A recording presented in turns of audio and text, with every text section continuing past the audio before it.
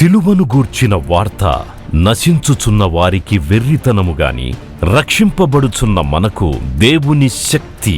1 కొరింథీ 1:18. United peoples fellowship UPF నిర్వహించు సిలువ ధ్యానములు. 40 రోజులు ఉపవాస ప్రార్థనలు. 2026 ఫిబ్రవరి 23వ తారీఖు నుండి ఏప్రిల్ 3వ తారీఖు వరకు ఉదయం 4 గంటల నుండి ఉదయం 7 గంటల వరకు Mennonite Brethren Bethel church, mission compound, Golconda cross roads, Musheerabad, Hyderabad. ఆహ్వానించువారు ప్రభువు దాసురాలు జాయ్ చెరియన్ గారు, senior pastor, UPF Hyderabad. YouTube, Instagram, Facebook మరియు జూమ్ ద్వారా ప్రత్యక్ష ప్రసారం. Zoom meeting ID 9550504718, passcode 7777. వివరములకు 9550504718, 9030757571. అందరికీ ఆహ్వానము. గొప్ప దేవుడవని, శక్తి సంపన్నుడవని, గళమెత్తి నిన్ను నేను గానమాడేదన్. రాజుల రాజువ రక్షాణదుర్గమని, నీ కీర్తిని నేను కొనియాడేదన్. గొప్ప దేవుడన్ చప్పట్లు కొట్టి ఆరాధిద్దాం. గళమెత్తి నిన్ను నేను గానమాడేదన్. రాజుల రాజువ రక్షాణదుర్గమని, నీ కీర్తిని నేను కొనియాడేదన్.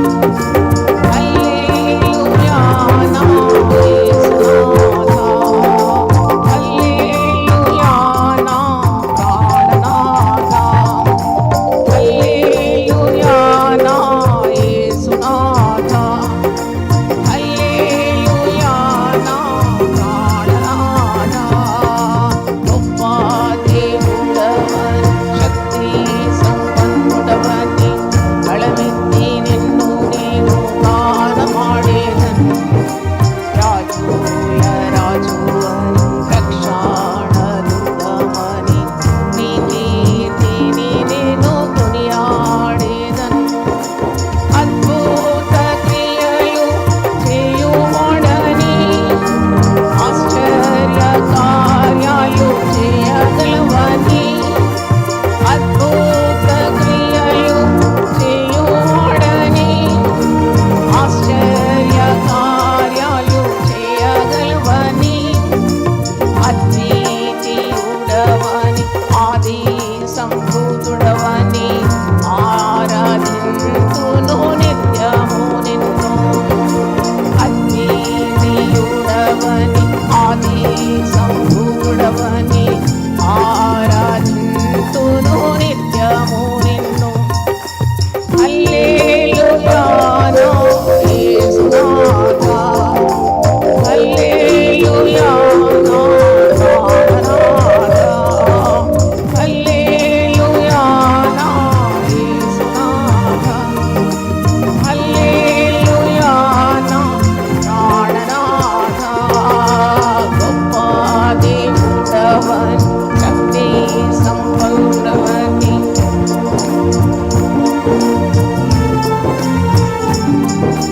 రాజుల రాజువని, రక్షాణదుర్గమని, నీ కీర్తిని నేను కొనియాడేదన్.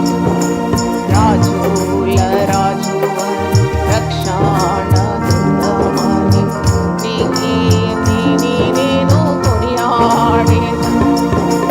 సాగరాన్ని రెండుగా చేసినావని, సాతాను శక్తులను ఉంచినావని,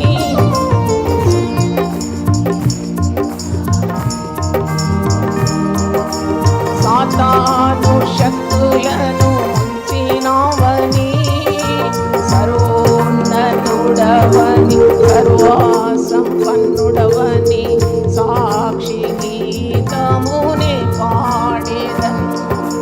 సర్వోన్నతుడవని, సర్వసంపన్నుడవని, సాక్షి గీతమునే పాడేదన్.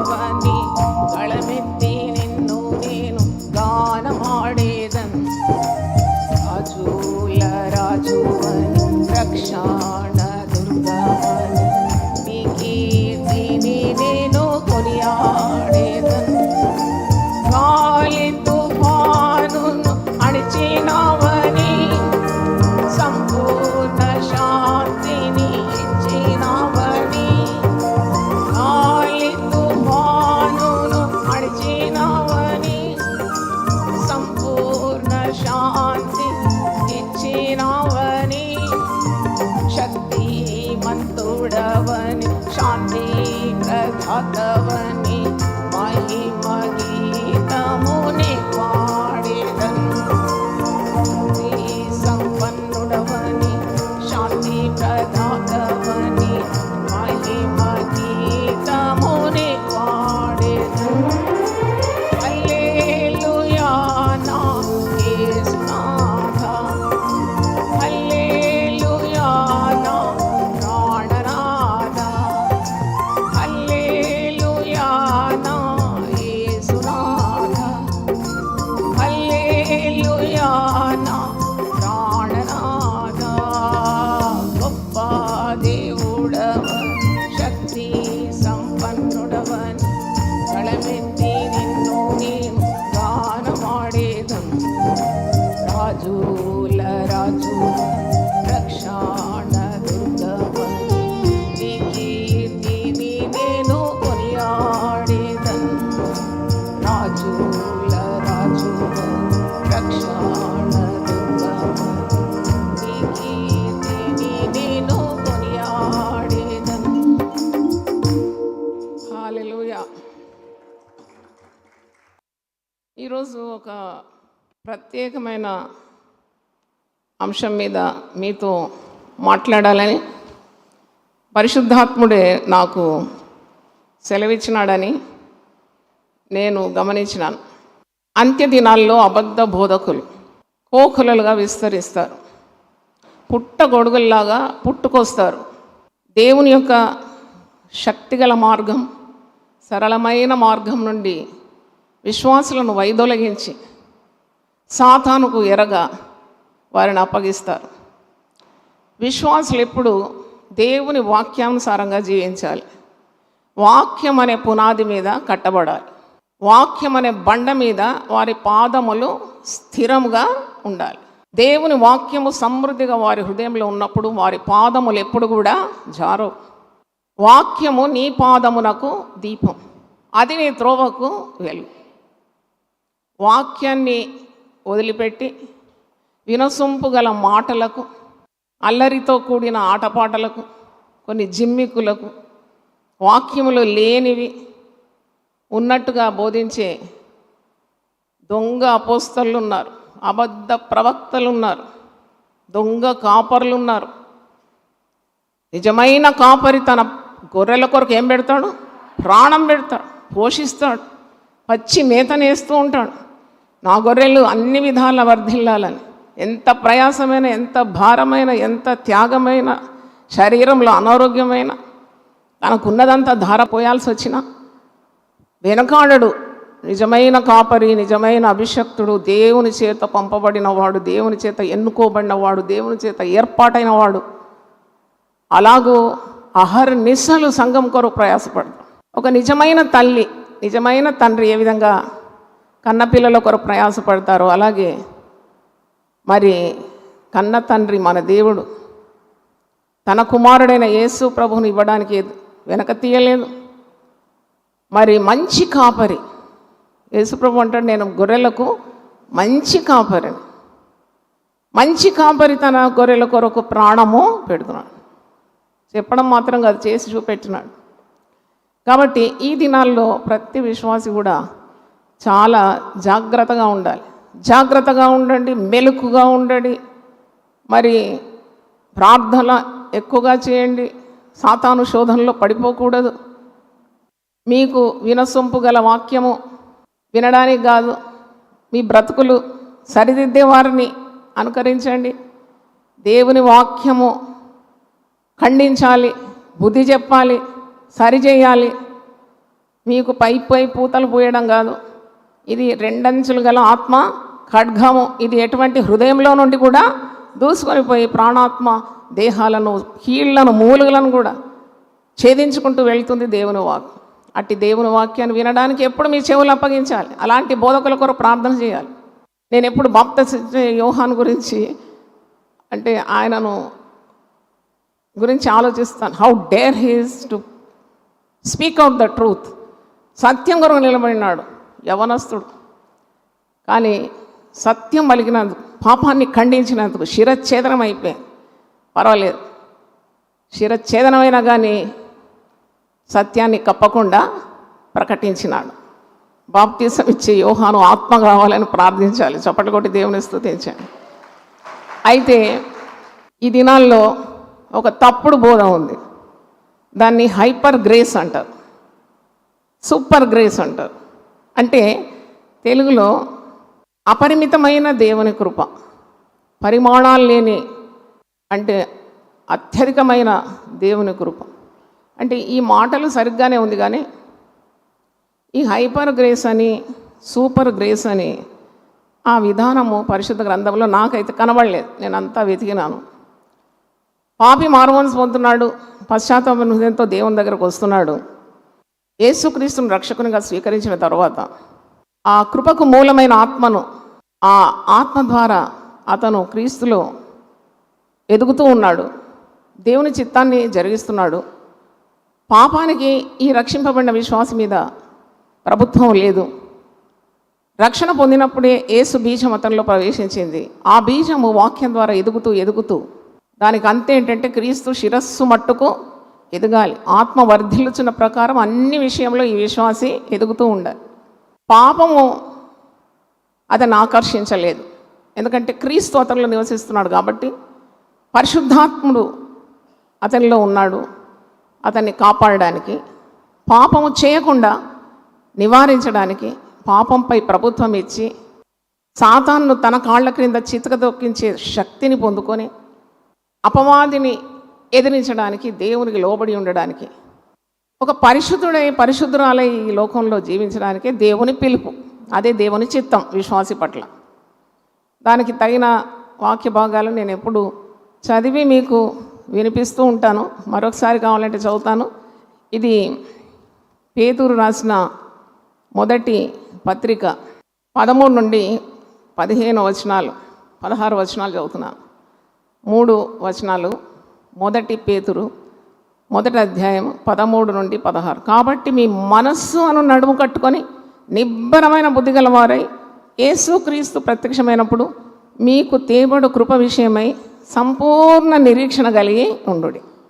నేను పరిశుద్ధులై ఉన్నాను గనుక మీరును పరిశుద్ధులై ఉండుడని వ్రాయబడి ఉన్నది. కాగా మీరు విధేయులకు పిల్లలై మీ పూర్వపు అజ్ఞాన దశలో మీకుండిన ఆశలను అనుసరించి ప్రవర్తింపక మిమ్మును పిలిచిన వాడు పరిశుద్ధుడై ఉన్న ప్రకారము మీరును సమస్త ప్రవర్తన యందు పరిశుద్ధులై ఉండండి.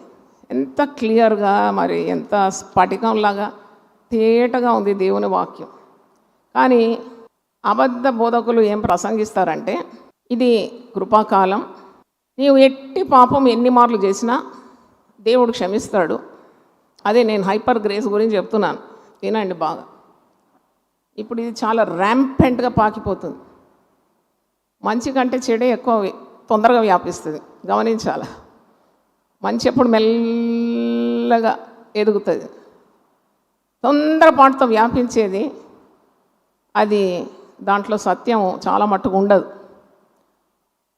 అయితే ఒక విశ్వాసి రక్షణ పొందిన తర్వాత వర్తమాన భూత భవిష్యత్ కాలంలో ఉండే పాపముల కొరకు యేసు ప్రభు చనిపోయినాడు గనక అతడు చేసిన పాపం, చేస్తున్న పాపం, చేయబోతున్న పాపానికి కూడా యేసు వెల చెల్లించినాడు.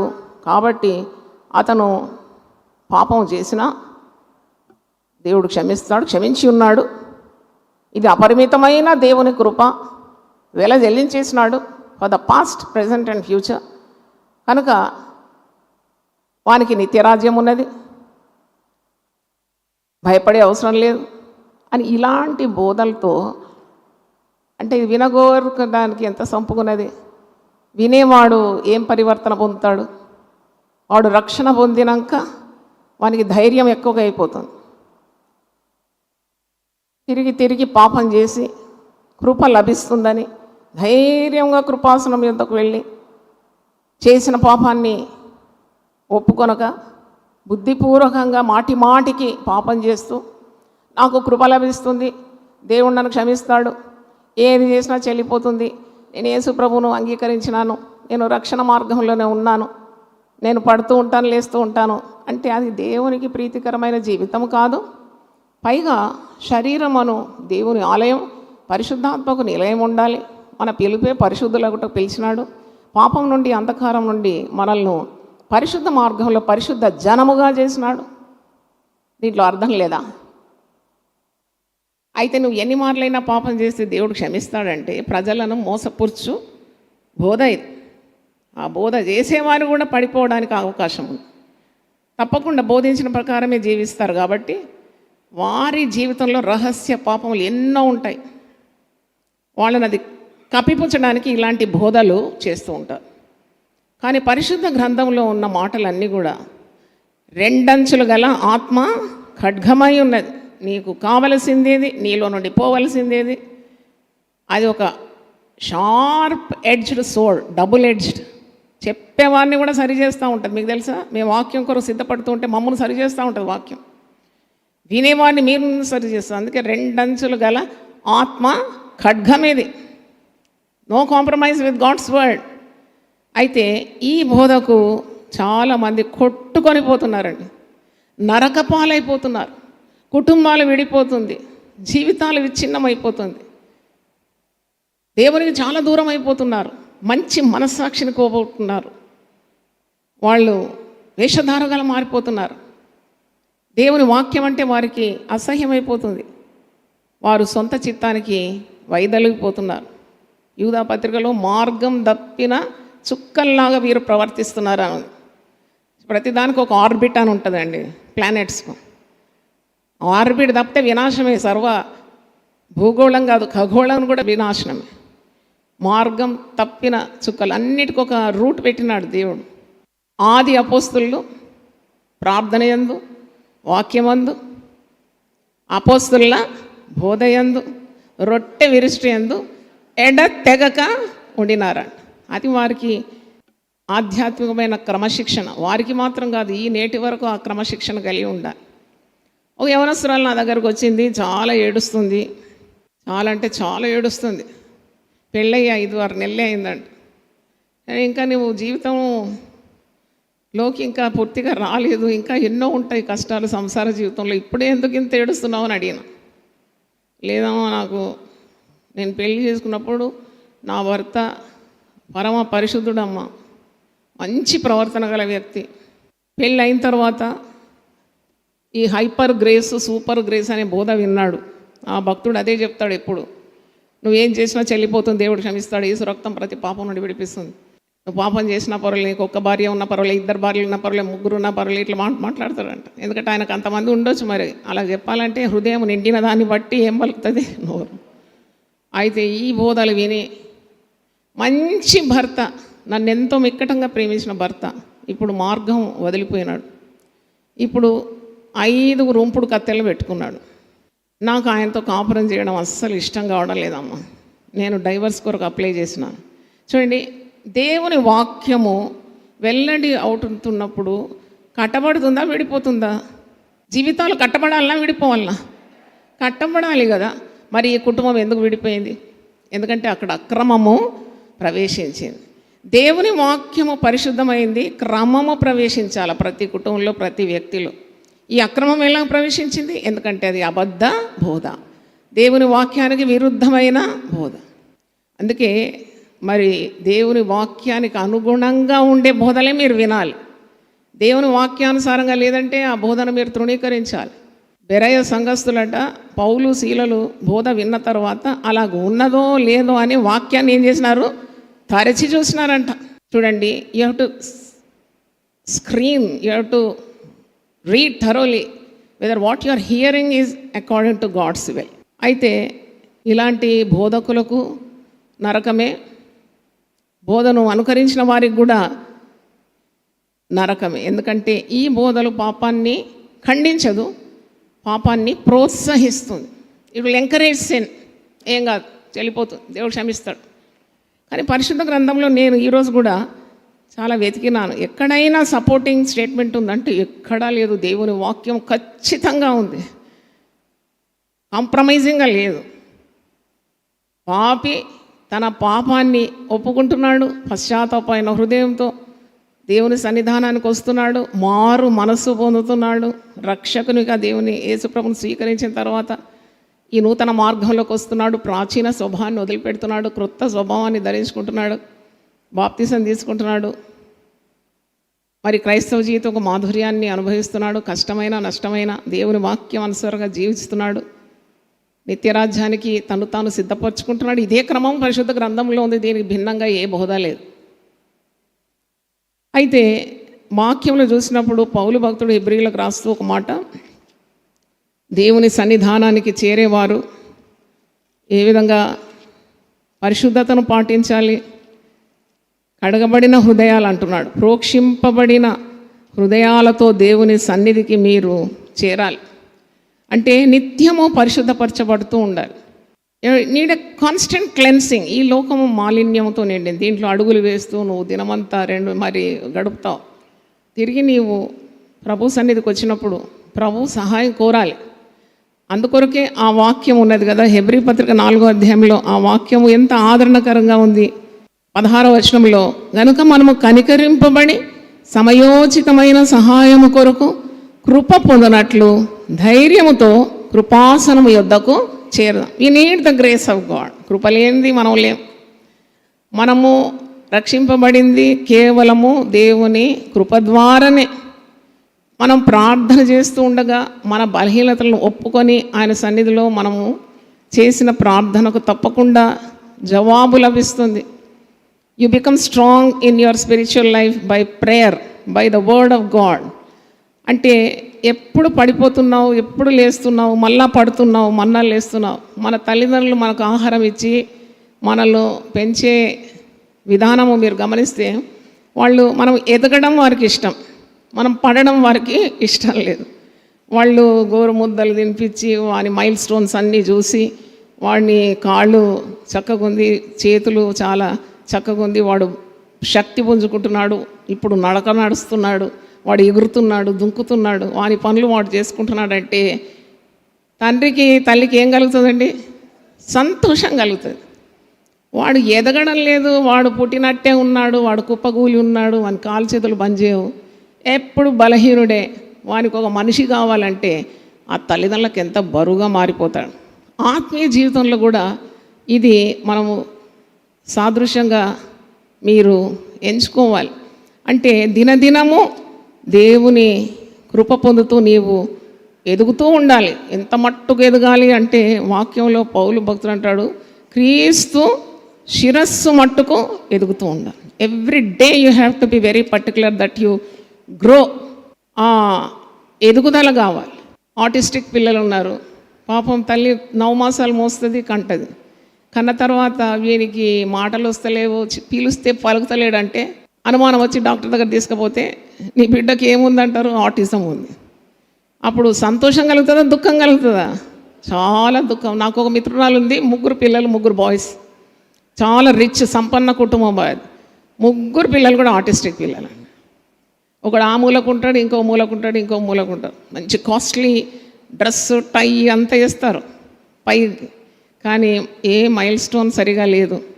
అవి మెడల మీద తల వాల్చుకొని జొల్లు గారుకుంటూ ఉంటారు. అది చూసినప్పుడు నాకు చాలా దుఃఖం కలిగింది. చూడండి, ఇది ఆధ్యాత్మికమైన జీవితానికి మీరు పోలిస్తే ఇలాగే ఉంటారు చాలామంది విశ్వాసం. అవుటి పుట్టుక, ఎదుగుదల లేదు, విన్న మట్టుకు వింటారు, దాన్ని గ్రహించరు, మందిరానికి రాక కొందరు, బోధకులు చెప్పింది అది అర్థం చేసుకోకుండా కొందరు, క్రమమైన ఆధ్యాత్మిక జీవితం లేక మరికొందరు, విన్న అబద్ధ బోధన అంతా గ్రహించి జీవితాలు పాడు చేసుకునే మరికొందరు. ఇప్పుడు సంఘం ఇలాగుంది. కానీ మనం ఇలాగ ప్రార్థనలు జరపడం ద్వారా యునైటెడ్ పీపుల్ ఫెలోషిప్లో 2 పర్యాయములు 40 నవంబర్లో మార్చిలో లెంట్ సీజన్లో, మళ్ళా నూతన సంవత్సరము రాకముందు కూడా 40 రోజులు ఉపవాస ప్రార్థనలు చాటించి ముఖ్య ఉద్దేశం ఏంటంటే వారిని ఆధ్యాత్మిక జీవితంలో వారికి ఏం చేయాలి, ఎదుగుదల రావాలని. Hallelujah. They have to grow spiritually. తప్పకుండా దేవుడు ఆ యొక్క ఆశను నెరవేరుస్తాడు. నువ్వు పాపంలోనే పడి ఉండుట, రక్షణ పొందిన తర్వాత కూడా నువ్వు అలాంటి బలహీనతతో ఉన్నావంటే దేవునికి మహిమ రాదు.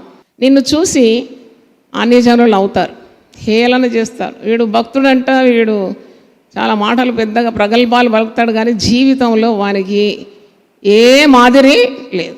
అంటే దేవుని నామము నీ నిమిత్తము అన్యజనుల మధ్యలో ఏమవుతుంది, దూషణ. అన్యజనులు ఉన్నట్టే నువ్వు ఉన్నావు, కలహిస్తున్నావు, కొట్లాడుతున్నావు, గుద్దుకుంటున్నావు, చెడ్డ మాటలు పలుకుతున్నావు. నీకు ఏమి వ్యత్యాసము? మరి దేవుని ఎరగని వానికి నిన్ను మరి పోలిస్తే ఏదీ లేదు. నువ్వు అనుకుంటున్నావు దేవుడు నేను క్షమిస్తాడు ఎందుకంటే రక్షణ పొందినావు కదా. నేను చెప్తున్నాను, నాకు మరి ఇంత వయసు వచ్చింది, అనుభవం ఉన్నది, జీవితంలో చాలామందిని చూశాను, స్వయంగా కూడా అనుభవాలు ఉన్నాయి. నువ్వు ఏ పని చేసినా దేవుడు క్షమిస్తాడు. కానీ ఎరిగి పాపం చేస్తే, బుద్ధిపూర్వకంగా నీవు పాపం చేస్తే ఆ పాపానికి శిక్ష తప్పకుండా ఉంటుందని మరి వాక్యం కూడా బోధిస్తుంది. వాక్యం ఆధారం లేకుండా నేను ఎప్పుడు పలకను. అందుకే హెబ్రీ పత్రిక 10వ అధ్యాయం చూడండి, మీరు ఏ విధంగా దేవుని సన్నిధానానికి రావాలి. 19 హెబ్రీ 10:19 సహోదరులారా, యేసు మన కొరకు ప్రతిష్ఠించిన మార్గమున అనగా నూతనమైనదియు జీవం గలదియు ఆయన శరీరమును తెర ద్వారా ఏర్పరచబడినది అయిన మార్గమున ఆయన రక్తము వలన పరిశుద్ధ స్థలమునందు ప్రవేశించుటకు మనకు ధైర్యము కలిగి ఉన్నది గనుకను దేవుని ఇంటిపైన మనకు గొప్ప యాజకున్నాడు గనుకను మనస్సాక్షికి కల్మషము తోచకుండునట్లు, అంటే మనస్సాక్షి ఉన్నట్టే కదా రక్షింపబడిన ప్రతి ఒక్కరికి కూడా క్రీస్తు రక్తమందు విమోచింపబడిన విశ్వాసికి ఏమున్నది, మనస్సాక్షి ఉన్నది. ఈ మనస్సాక్షికి కల్మషము తోచకుండానట్లు ప్రోక్షింపబడిన హృదయములు గలవారై, అంటే యేసు రక్తమందు కడగబడిన హృదయం గలవారమై నిర్మలమైన ఉదకముతో స్నానము చేసిన శరీరములు గలవారమునై ఉండి విశ్వాస విషయంలో సంపూర్ణ నిశ్చయత కలిగి యథార్థమైన హృదయంతో మనము దేవుని సన్నిధానమునకు చేరుదాం. దేవుని సన్నిధానానికి చేరవలసిన పద్ధతి ఎంత అద్భుతంగా రాసినాడు. ఎడాపెడా ఏ సిద్ధపాటు లేదు. ఇప్పుడు వచ్చి ప్రభు వల్ల కూడా చాలా అయోగ్యంగా తీసుకుంటున్నారు, శిక్షకు పాలు అవుతున్నారు. అంటే you should have a preparation to come to the presence of God. ఆయన క్షమిస్తాడు, ఆయన ప్రేమిస్తాడు, ఆయన నన్ను తోసేయడు. మళ్ళీ పోయి పాపం చేస్తాం. తప్పిపోయిన కుమారుడు ఒక్కసారి తప్పిపోయినాడు, తండ్రి మరి ఆస్తిని అంతా పాడు చేసినాడు, వేశ్యలతో సాంగత్యం చేసినాడు. వారికి చివరికి వారి డబ్బు అయిపోయినప్పుడు స్నేహితులు ఎవరు లేరు, ఉద్యోగము లేదు, తిండి తిప్పల కొరకు ఒక పందులను మేపడం అనే ఒక వృత్తి పొందుకున్నాడు. పందులతో సహవాసం చేస్తున్నాడు. వాడు తినేది కూడా పంది పొట్టేనట. చివరికి వానికి పంది పొట్టు కూడా కరువు అయిందాడు. కరువు అయితే వారికి ఎవరు గుర్తొచ్చినారు, తండ్రి గుర్తొచ్చినాడు. నా తండ్రి దగ్గర సేవకులు ఎంత సంతోషంగా ఉన్నారు, వాళ్ళెంత భాగ్యవంతులు, నాకు లేని ఈ అదృష్టం. నేను వెళ్ళిపోతాను, నా తండ్రి దగ్గర వెళ్ళిపోతాను. నా తండ్రి నన్ను స్వీకరిస్తే ఒక దాసునిగా ఉండడానికి కూడా నేను సిద్ధమే. కుమారత్వం నాకు రాకున్నా నేను ఒక దాసునిగా ఉంటాను నా తండ్రి దగ్గర. పశ్చాత్తాపడ్డాడు, రిపెంటెన్స్. ఆ మారు మనసుతో తండ్రి దగ్గర పోయినప్పుడు తండ్రి వెంటనే స్వీకరిస్తున్నాడు. వాడు పందులతో సాహసం చేసి ఎంత గబ్బు కొడుతున్నాడో నేను అనుకుంటాను, ఊహించుకుంటాను. ఆ మెడంతా పేరిపోయి నల్లగా చెమట పట్టి ఆ మెడ మీద పడి తండ్రి ఏం చేశాడట, ముద్దు పెట్టినాడు. వాని కుమారునిగా స్వీకరించినాడు, వాని శుద్ధి చేసినాడు, వానికి ప్రశస్త వస్త్రాలు తొడిగించినాడు, వానికి బంగారు ఉంగరం తొడిగించినాడు. మరి వానికి చెప్పులు, క్రొత్త చెప్పులు, పెద్ద బలిసిన ఒక యాటను కోసి వానికి గొప్ప విందు ఏర్పరిచినాడు. మరి తండ్రి ఇంట చేర్చుకున్నాడు. వీడు మాటి మాటికి అలాగూ పందుల సహవాసానికి వెళ్తూ వస్తున్నాడా, మారిపోయినాడు ఒక్కసారి. తండ్రి ప్రేమను రుచి చూసినాడు. ఇక తండ్రి చాలు నాకు అనుకున్నాడు. ఇక నాకు లోకంతో పని లేదనుకున్నాడు. ఇంకా ఈ పాపతో నిండిన ఈ సహవాసం కానీ, ఆ లోకం కానీ, ఆ దరిద్రం నాకు వద్దని తండ్రితో అద్భుతమైన సంతోషాన్ని, సహవాసాన్ని, విందును, తండ్రి ప్రేమను అనుభవించిన తర్వాత వాడు మాటి మాటికి పోతే నాకు అనిపిస్తుంది ఎటువంటి ప్రేమ గల తండ్రి అయినా కానీ మళ్ళా వాడిని మెడ మీద ముద్దు పెడుతూ వస్తాడా? వాడిని శిక్షిస్తాడు తప్పకుండా. పరిశుద్ధ గ్రంథంలో ఉన్నది, తండ్రి శిక్షించని కుమారుడేమడు. నీవు శిక్షింపబడకుంటే నీవు దుర్బీజుడని వాక్యంలో. తండ్రి తను ప్రేమించే వారందరినీ గద్దించి ఏం చేస్తాడట? శిక్షిస్తాడు. అంటే తెలిసి తెలిసి పాపం చేసి దేవునికి దూరం అయిపోయిన తర్వాత నీకు ఇంకా పరలోకం ఉన్నది, నీకు ఇంకా క్షమాపణ లభిస్తుంది అంటే అది నీ తెలివి తక్కువతనమే. వాక్యం అర్థం పడుతుంది. Word is so super, so crystal clear. ఇంకా నీకు అర్థం కాకుండా ఈ తప్పుడు బోధలకు నువ్వు లొంగిపోతే నీకు నరకము ఉన్నది, నీకు ఈ లోకంలోనే శిక్ష ఉన్నది, శాపం ఉన్నది, దేవుని ఉగ్రత కూడా ఉంది. హెబ్రీలకు రాసిన పత్రిక 10వ అధ్యాయము 26 నుండి నేను చదువుతున్నాను. Book of Hebrews 10 chapter 26 onwards. మనము సత్యమును గురించి అనుభవ జ్ఞానము పొందిన తర్వాత బుద్ధిపూర్వకంగా పాపం చేసిన ఎడల పాపమునకు ఇక బలి ఇకను ఉండదు, కానీ న్యాయపు తీర్పునకు భయముతో ఎదురు చూచటయు విరోధులను దహింపబోవు తీక్షణమైన అగ్నియు ఇకను ఉండును. ఎవడైనాను మోషే ధర్మశాస్త్రమును నిరాకరించిన ఎడల 2-3 సాక్షుల మాట మీద కనికరింపకుండా వాని చంపించుదురు. ఇట్లుండగా దేవుని కుమారుని పాదములతో త్రొక్కి తాను పరిశుద్ధపరచబడుటకు సాధనమైన నిబంధన రక్తమును అపవిత్రమైనదిగా ఎంచి కృపకు మూలమగు ఆత్మను తిరస్కరించిన వాడు ఎంత ఎక్కువైన దండనకు పాత్రుడుగా ఎంచబడునని మీకు తోచును. అంటే నీవు పాపం చేసిన ప్రతిసారి కూడా బుద్ధిపూర్వకంగా రక్షణ పొందిన తర్వాత కూడా నీకు దీవెనలు ఎక్కువై దేవుని మరిచి దేవుడు క్షమిస్తాడు, కృప లభిస్తుంది. ఇది హైపర్ గ్రేస్, ఇది సూపర్ గ్రేస్ అన్నావా అంటే నువ్వు ప్రతిసారి యేసు యొక్క విలువైన రక్తాన్ని నీ పాదముల క్రింద వేసి ఏం చేస్తున్నావు? నువ్వు త్రొక్కుతున్నావు, ఆటలాడుతున్నావు అని అర్థం. ఈ లోకంలో ఈ జీవిత పయనంలో కొన్నిసార్లు బలహీనతలు వస్తాయి, నువ్వు అనుకున్నది చేయలేకపోతావు. అప్పుడు వెంటనే నీకు అన్ని ఏర్పాట్లు ఉంది పరిశుద్ధ గ్రంథంలో. పాపం నిన్ను ప్రేరేపిస్తే లేక నీకు ఒక శోధనలో పడితే నువ్వు బయటికి రావడానికి ఉన్న ప్రతి మార్గం వాక్యంలో ఉంది.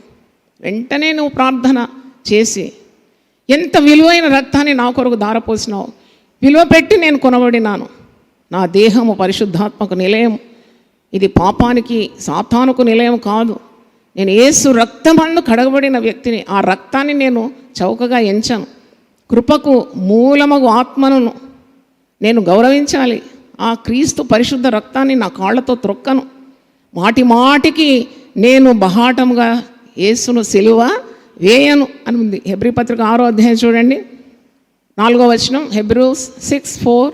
ఒక్కసారి వెలిగింపబడి పరలోక సంబంధమైన వరమును రుచి చూచి పరిశుద్ధాత్మతో పాలివారై దేవుని దివ్యవాక్యమును రాబోవు యుగ సంబంధమైన శక్తుల ప్రభావమును అనుభవించిన తర్వాత తప్పిపోయిన వారు తమ విషయంలో దేవుని కుమారుని మరల సిలువ వేయచు బహాటముగా ఆయనను అవమానపరుచున్నారు గనుక మారు మనసు పొందునట్లు అట్టి వారిని మరల నూతన పరచుట అసాధ్యం అంట.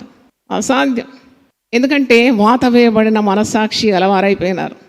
మాటి మాటికి మనస్సాక్షికి విరోధంగా. అందుకే నిర్మలమైన మనస్సాక్షి కావాలి, శుద్ధమైన మనసు. యేసు రక్తమందు కడగబడిన తర్వాత నువ్వు ఇష్టం వచ్చినట్టు ప్రవర్తించలేవు. యేసు నీలో ఉన్నాడు. నీలో ఒక వీఐపీ మీ ఇంట్లో ఉంటే ఎంత కడగ్గా ప్రవర్తిస్తావు. వస్తున్నాడంటేనే అన్నీ సదిరి పెడతావు చక్కగా.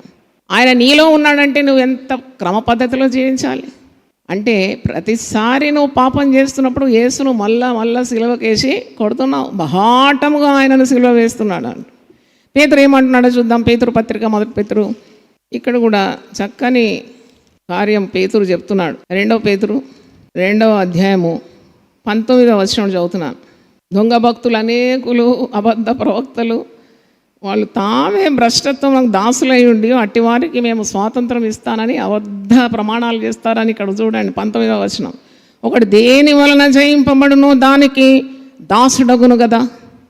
వారు ప్రభువును రక్షకుడైన యేసుక్రీస్తు విషయమైన అనుభవ జ్ఞానము చేత ఈ లోక మాలిన్యములను తప్పించుకొనిన తర్వాత, రక్షణ చేత నువ్వు తప్పించుకున్నావు ఈ లోక మాలిన్యాన్ని, మరల వాటిలో చిక్కుబడి వాటి చేత జయింపబడిన ఎడల వారి కడవరి స్థితి మొదటి స్థితి కంటే మరి చెడ్డదగును.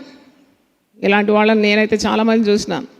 ఎంత అద్భుతమైన రక్షణ మార్గంలో వచ్చినారు. పాత జీవితం, రోత జీవితం వదిలిపెట్టినారు.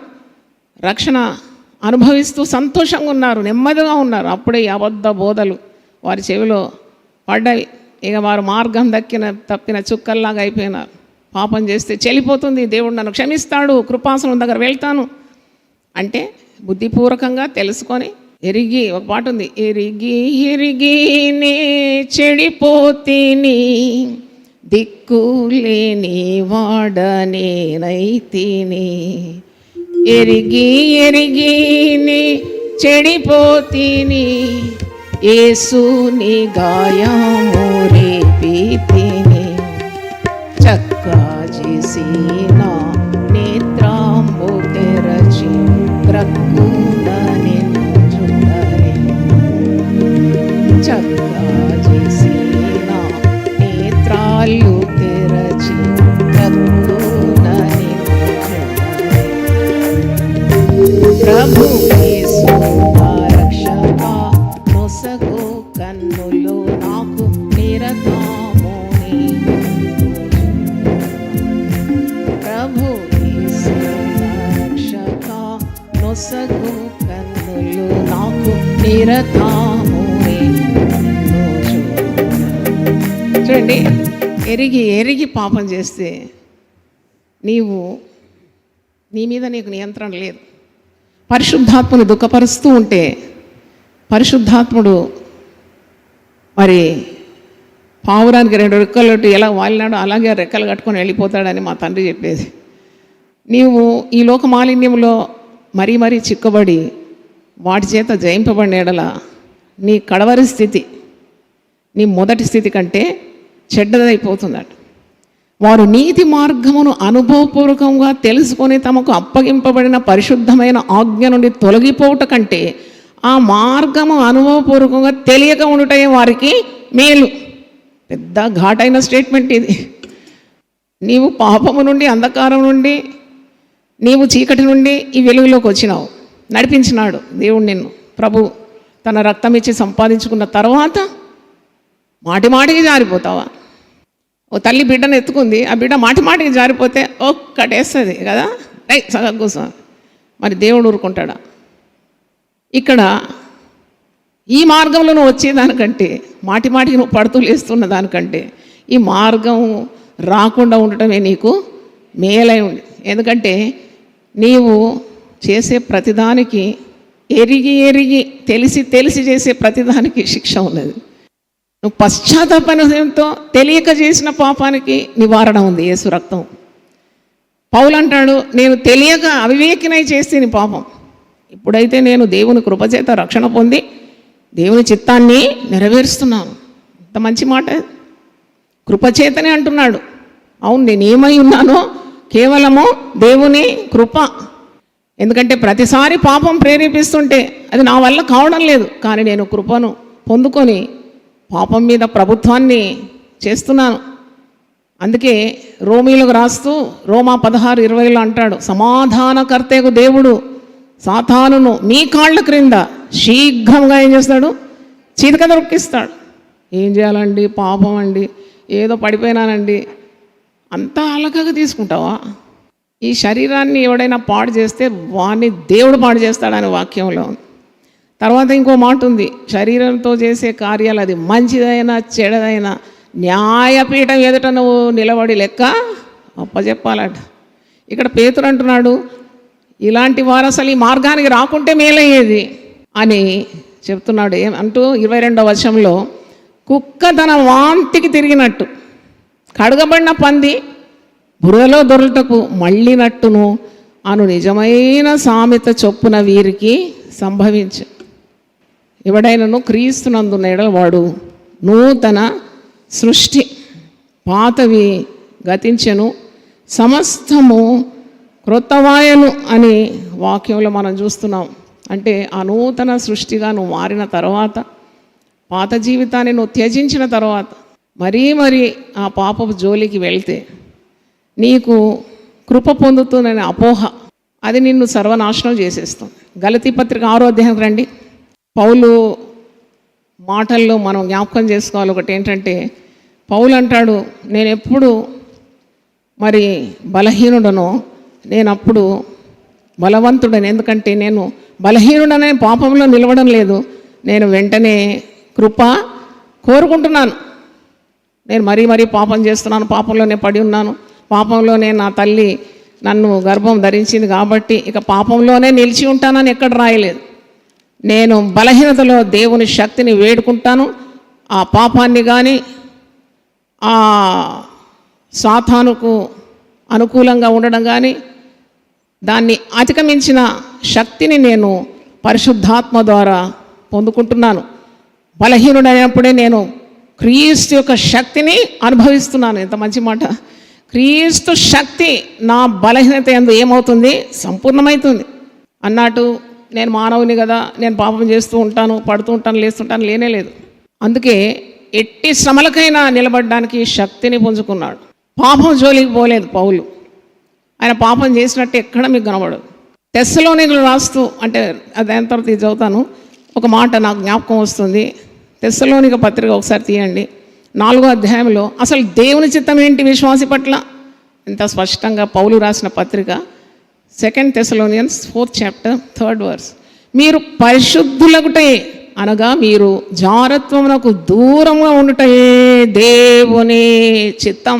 దేవుని చిత్తం విశ్వాసి పట్ల ఏంటి అంటే పరిశుద్ధంగా ఉండాలి. దేవుని చిత్తం లోకమాలిన్యం అంటకుండా ఉండాలి. దేవుడు అందుకే నిన్ను వక్రజనం మధ్యలో జీవవాక్యం పట్టుకొని ఒక జ్యోతి వలె నిన్ను నిలిపినాడు. బోధించేవాడే పాపం చేస్తే ఇంకా ఎక్కడుంది మార్గం? అబద్ధం ఆడొద్దని అబద్ధం ఆడి, వ్యభిచరించొద్దని వ్యభిచరించి, దొంగతనం చేయొద్దని దొంగిలి, విగ్రహారాలు చేయకూడదని విగ్రహాలు పూజించి, అంటే ఇలాగుంది కదా ఈ బోధ. ఈ మధ్యలోనే ఒక పాస్టర్ని పట్టుకున్నారంట. ఆ పాస్టర్ ప్రసంగం చేస్తే భూమి దద్దరిల్తుందంట. కానీ ప్రైవేట్ లైఫ్ ఒకటి ఉందట, సీక్రెట్ లైఫ్. ఒక దైవజనుని కానీ దైవ సేవకురాలు కానీ రహస్య జీవితం ఉండాలా?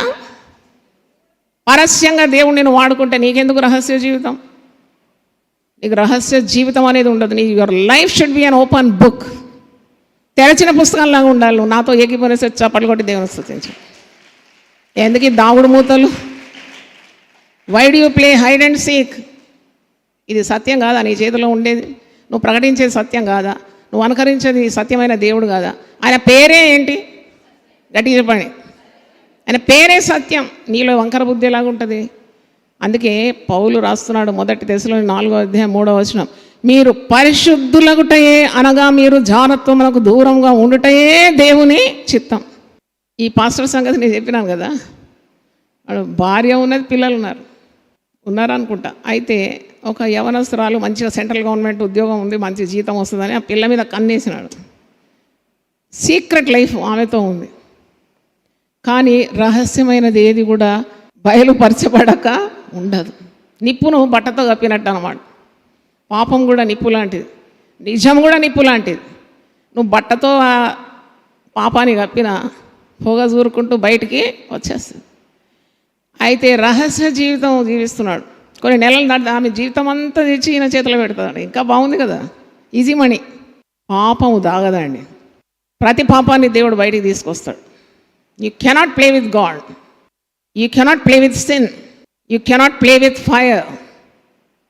అయితే నువ్వు దాచుకొని చేసి ఈ పాపం సరిపోకుండా ఇంకా ఇంకా అందమైన స్త్రీలతో చెలగాటం ఆడుతున్నాడు.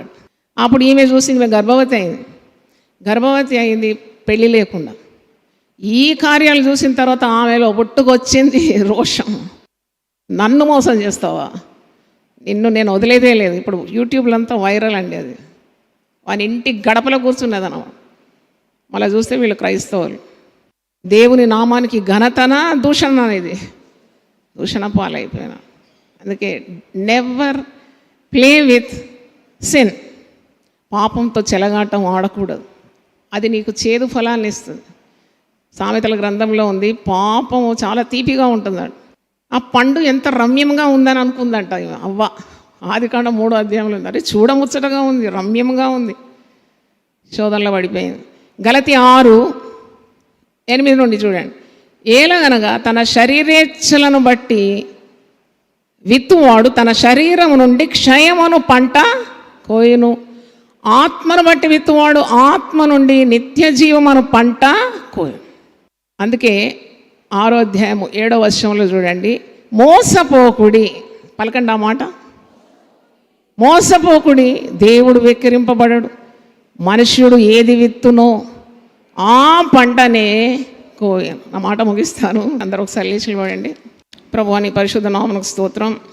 తప్పుడు బోధనలు ఖండించడానికి దేవుని వాక్యం అలాగున్నదో లేదో అని పరిశుద్ధ గ్రంథం విప్పి తరిచి చూసి సత్య మార్గంలో నడుచుకోవడానికి ఉన్న ధైర్యము, శక్తి ప్రతి విశ్వాసికి మీరు దయచేయాలని కోరుతున్నాను. అంత్యదినమందు అబద్ధ బోధకులు కోకొల్లులుగా పుట్టుకొస్తారని, శ్రేష్టమైన సత్య మార్గం నుండి విశ్వాసులను తొలగిస్తారని, వారిని భ్రష్టు పట్టిస్తారని, నరకపాలు చేస్తారని, వారి జీవితాల్లో నెమ్మది లేకుండా చేస్తారని, చివరికి నిత్య జీవానికి కూడా వారసులు కాకుండా నరకపాలు చేస్తారని పరిశుద్ధ గ్రంథంలో ఎంతో చక్కగా రాయబడి ఉన్నది, స్పష్టంగా ఉన్నది. నాయన ఎరిగి పాపం చేస్తూ దేవునికి లోబడకుండా సాతానుగా ఎరగా మారిపోయి భ్రష్టు పట్టి దేవుని నామాన్ని అన్ని జనుల మధ్యలో దూషణ పాలు చేస్తూ బ్రతికే అట్టి వారందరి కొరకు మేము విజ్ఞాపన చేస్తున్నాం. ఒక్కసారి వెలిగింపబడి ఈ అద్భుతమైన మార్గం యొక్క రుచి చూచి మరల పాపం చేస్తూ నిన్ను బహాటంగా సిలువ వేసే వారి కొరకు విజ్ఞాపన చేస్తున్నాం. They should know that they should not take sin lightly. అంత చులకగా పాపాన్ని ఎంచకుండా క్రీస్తు కృపకు మూలమగు ఆత్మను నిరాకరింపక, క్రీస్తు రక్తాన్ని కాళ్ళ క్రిందేసి త్రొక్కకుండా దైవ భయము ప్రతి విశ్వాసంలో మీరు దయచేయమని, దేవుని యందు భయభక్తులు కలిగి చెడుతనాన్ని విసర్జించి పరిశుద్ధ మార్గంలో పరిశుద్ధులుగా జీవించడానికి మాకందరికీ ఆ కృప దయచేయమని వివిధ మాధ్యమాలు గుండా వినే ప్రతి విశ్వాసిని క్షమించి తిరిగి నూతనపరిచి సాక్షులుగా హతసాక్షులుగా నీ నామానికి ఘనత తెచ్చే రీతిగా వారి ఆత్మీయ జీవితాన్ని మీరు మెరుగుపరచమని, వృద్ధిపరచమని, పరిశుద్ధాత్మ పూర్ణులుగా చేయమని యేసు పరిశుద్ధ నామములో అడిగి వేడుకుంటున్నాను తండ్రి. Amen, amen. ప్రతిదినం దేవునితో నేను. కుటుంబ వ్యవస్థలు, జీవన విలువలు అస్తవ్యస్తంగా మారుతున్న ఈ రోజుల్లో ప్రభువు దాసురాలు రెవరెండ్ డాక్టర్ జాయ్ చెరియన్ గారు దైవ దర్శనంతో ప్రభువు సన్నిధిలో కనిపెట్టి పొందిన 366 విభిన్న ధ్యానాంశములను ప్రతిదినం దేవునితో నేను అనే పుస్తక రూపంలో ప్రపంచానికి అందించారు. ఇది అనేకుల జీవితాలను ప్రభావితం చేసే ఒక విలక్షణమైన గ్రంథము. పరిశుద్ధాత్మ దేవుడు ఈ పుస్తకమును పఠించే ప్రతి ఒక్కరిని స్పృశించి శక్తితో నింపునుగాక. ఈ పుస్తకాలిప్పుడు అందరికీ అందుబాటులో ఉన్నాయి. ఈ నూతన సంవత్సరంలో దీనిని మీరు ధ్యానించండి, మీ బంధుమిత్రులకు ఆత్మీయ బహుమతిగా అందించండి. పుస్తక ప్రతుల కొరకు సంప్రదించవలసిన ఫోన్ నంబర్లు 9505044718, 9030757571.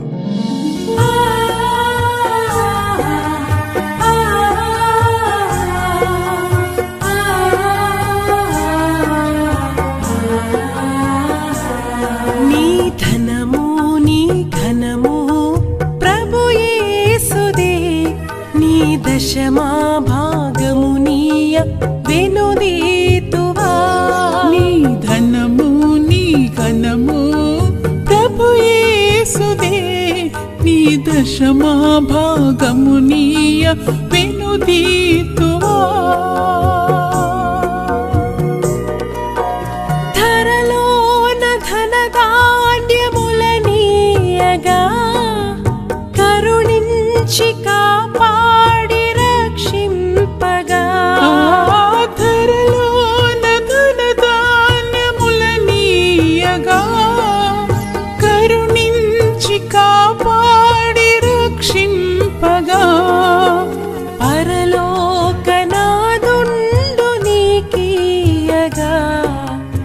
మరి యేసు కొరకీయ వెనుదీతువా పరలోకనాథుండు నీకీయగా మరి యేసు కొరకీయ వినుదీతువా నీ ధనము నీ ఘనము ప్రభు యేసుదే నీ దశమా భాగము నీయ వెనుదీతువా పాడి పంటలు ప్రభువు నీకీయగా కూడు గుట్టలు నీకు దయచేయగా పాడి పంటలు ప్రభు నీకీయగా కూడు గుట్టలు నీకు దయచేయగా వీడంగ ప్రభు యేసు నామంబును గడువేల సిలువను గూర్చిన వార్త నశించుచున్న వారికి వెర్రితనము గాని రక్షింపబడుచున్న మనకు దేవుని శక్తి. 1 కొరింథీ 1:18. యునైటెడ్ పీపుల్స్ ఫెలోషిప్ UPF నిర్వహించు సిలువ ధ్యానములు. 40 రోజులు ఉపవాస ప్రార్థనలు. 2026 ఫిబ్రవరి 23వ తారీఖు నుండి ఏప్రిల్ 3వ తారీఖు వరకు ఉదయం 4 గంటల నుండి ఉదయం 7 గంటల వరకు Mennonite brother and Bethel church, mission compound, Golconda cross roads, Musheerabad, Hyderabad. ఆహ్వానించువారు ప్రభువు దాసురాలు జాయ్ చెరియన్ గారు, senior pastor, UPF Hyderabad. YouTube, Instagram, Facebook మరియు జూమ్ ద్వారా ప్రత్యక్ష ప్రసారం. Zoom meeting ID 9550504718. పాస్కోడ్ 7777. వివరములకు 9550504718, 9030757571. అందరికీ ఆహ్వానము.